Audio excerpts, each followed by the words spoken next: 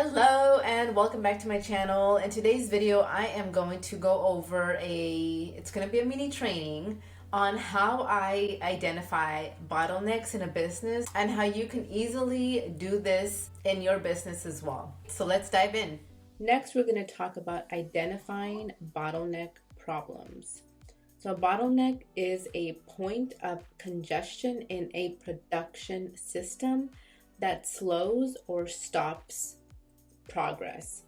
So there is a list of bottlenecks that happen, in departments or just an overall system that I've seen in online businesses, the ones that I've encountered.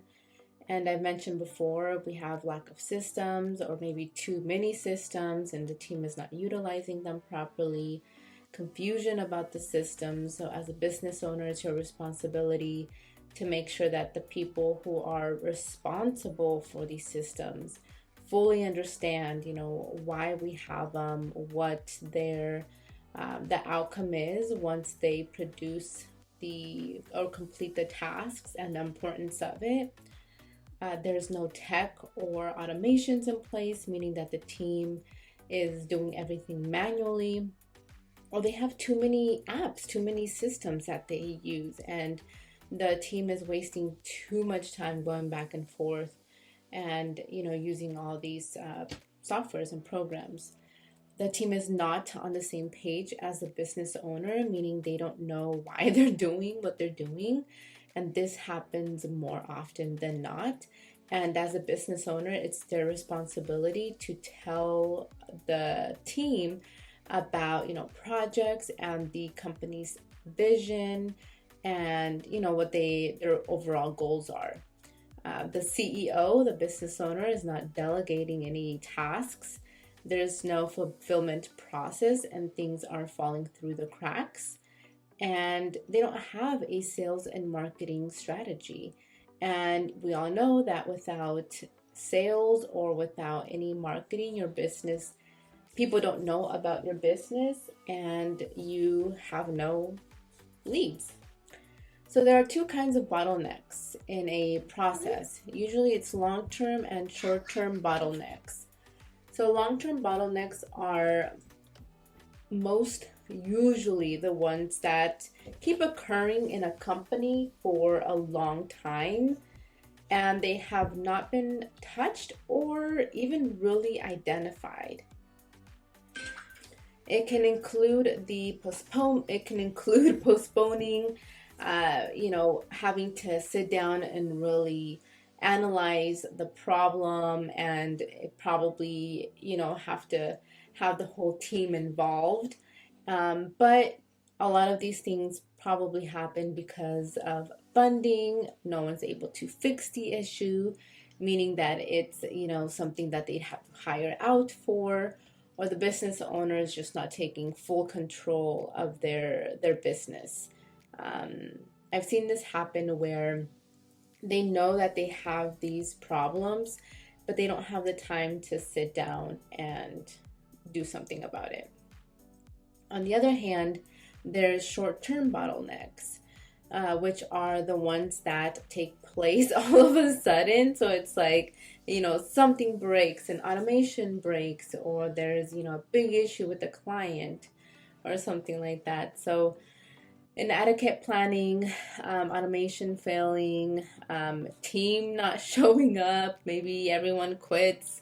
It can include an official person unexpectedly leaving, and things are just out of control and it just happened suddenly. So the first sign of identifying bottlenecks is can be long waits of time. So such a organization, a company, the work is being postponed for the reason that we're waiting for a report or product or additional information.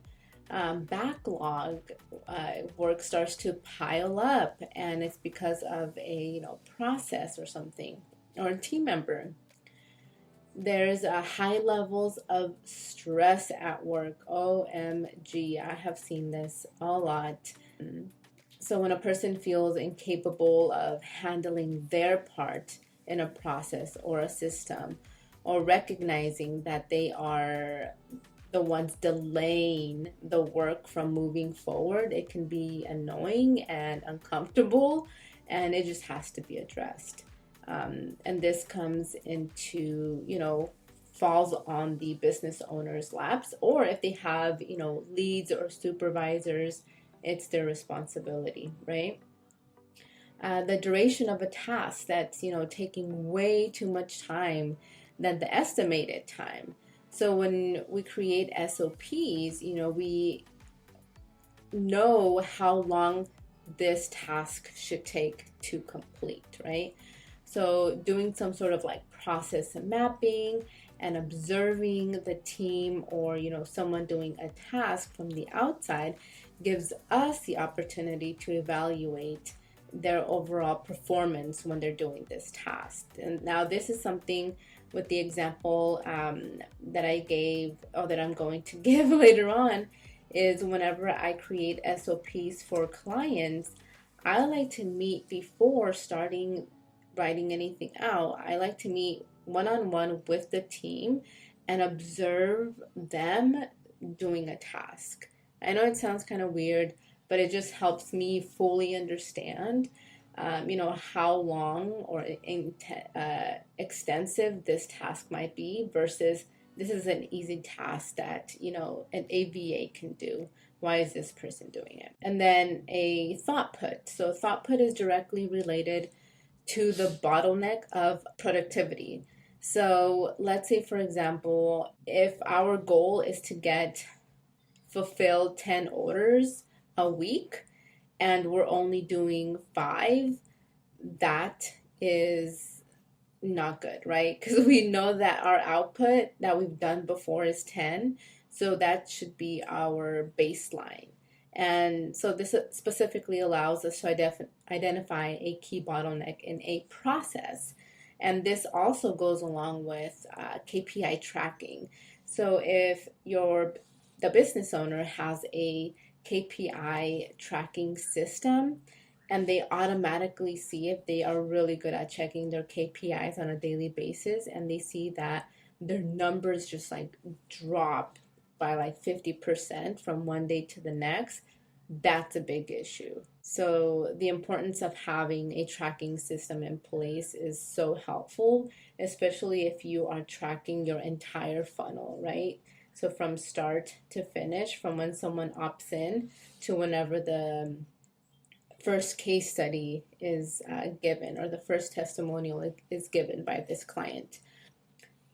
So overall, business owners want to have a well-oiled machine where everyone is in sync and produces results, hence they make more money. At the end of the day, businesses want to be at least, 40 to 50% profitable. Within a business, there's expenses, taxes, paying the team and everything. So 40 to 50%, it's everyone's goal. I say 30% would be the minimum, but everyone wants to have a profitable business at the end. If you have any questions on this training, comment below. If you feel you need this in your business, there is a link in the description where you can book a call with me so we can hash out what are the bottlenecks in your business that are holding you back. In the meantime, don't forget to like and subscribe, and I will see you on the next one.